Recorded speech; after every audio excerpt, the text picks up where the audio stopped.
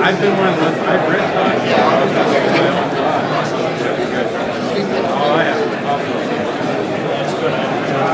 but I see it. My job over the next half an hour or so is to talk to you about, I suppose, to a certain extent, Google's view of the world, but more to sort of comment a view on the changes that are happening around our industry, to our industry, and what the impacts might be on them. As Alan said, I'm a geographer by heart, by training. I love geography. I love how people naturally see the patterns in the world around them. And I think we've got an opportunity now where, because of some of the activities that we, Microsoft, Yahoo have done, with the hard efforts that have been going on through the industry over the past decades or so, suddenly there's a blossoming now. Far more people are aware of geographic information, and it's a great opportunity for us.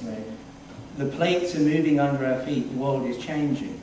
But at that same time, because we're in a time of flux, things are moving, patterns are emerging and changing, I think there's also a little bit of uncertainty. So what I want to try and do today is to say, yes, there is a little bit of uncertainty, but there's a huge amount of opportunity out there as well. Show of hands, how many people now solely use a digital camera? Okay. How much time do you spend organising those photos that you take? How often do you actually upload them onto your PC from your camera?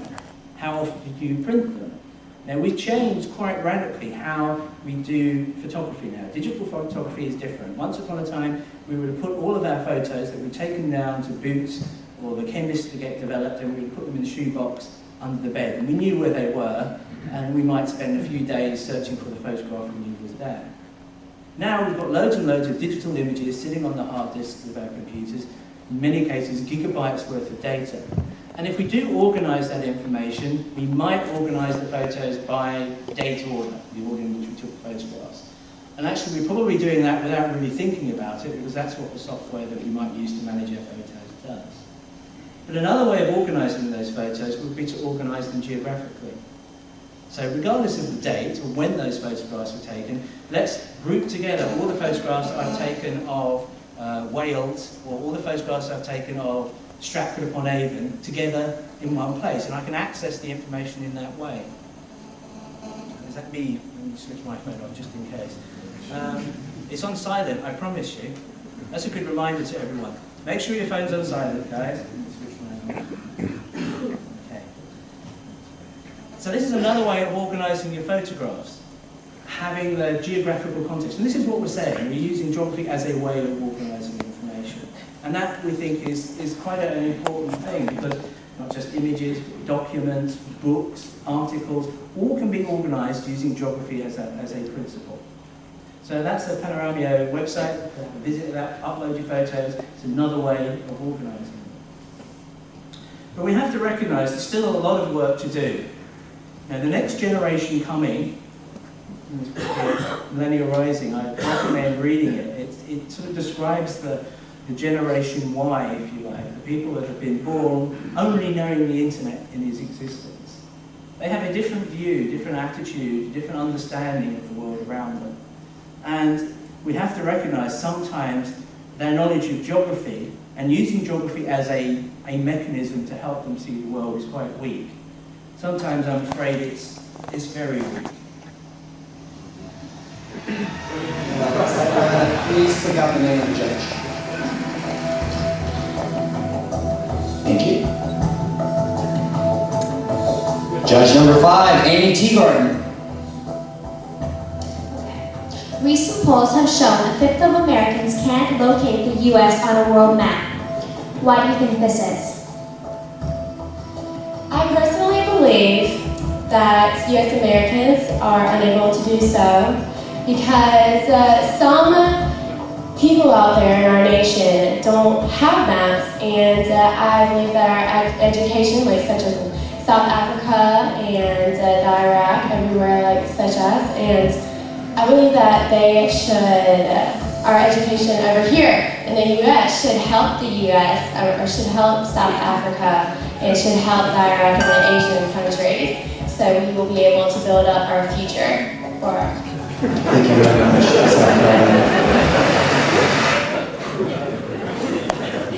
She really needs our help. Now, tomorrow there's going to be a debate at the end of the day about neo-geography, and will neo-geography destroy the existing GIS industry, which is going to be no doubt fun. But I think we have to recognise the fact that there are two types of geography now that we can recognise. One, yes, the neo-geography. So if there's a neo-geography, what we do traditionally then I'm going to call paleo-geography. Please accept me, it's not being rude or anything. But I think we have to recognise the fact that there are different communities of users and their interests are different, and there's nothing wrong with that. And there's going to be an element of overlap. But actually, the neo-geography world, if you like, is the new blossoming area where there's potentially a much bigger market. But that doesn't mean that the traditional GIS marketplace and what goes on there is any less relevant. Actually, it's more relevant because it's what feeds the neo-geography marketplace.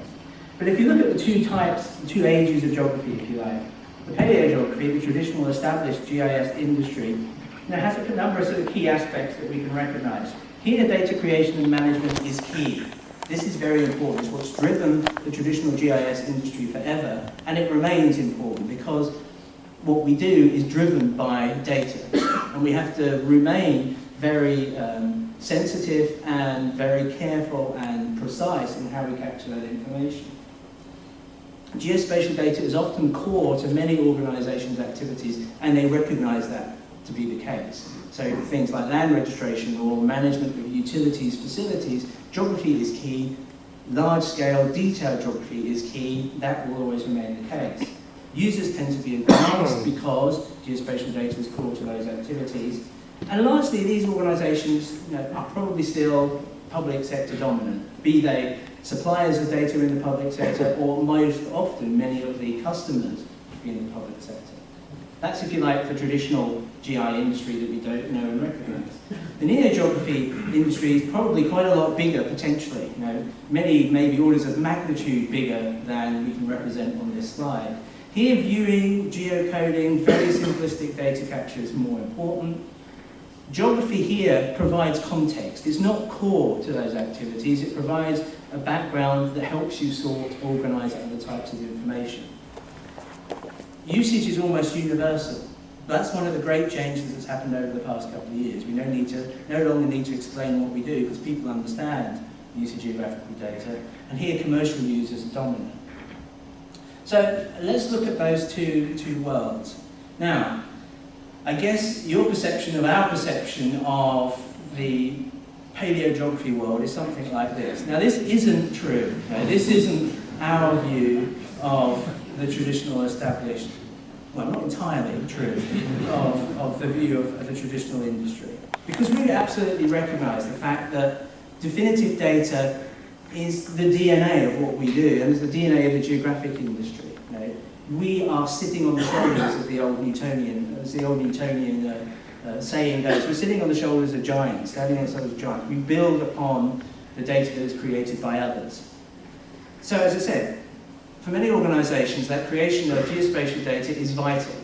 The tools to manage that in a big enterprise are complex, and they will remain complex behind the scenes. Maybe we need to sort of start to change the user interfaces and the way you work with those tools, but it remains a complex business.